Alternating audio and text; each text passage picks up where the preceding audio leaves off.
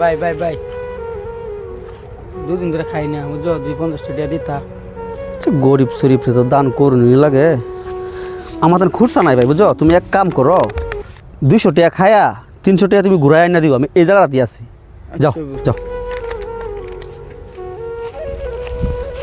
বেটাটা তো খুব ভালাই আমার পেট তো বড়াই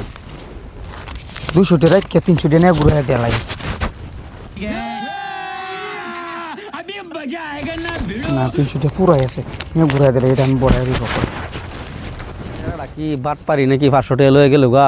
এই যে ভাই নিন তুমি দেরি করে আছো ভাই কই গেছলা খাইবার খাইবার গেছি 300 টাকা আছে তো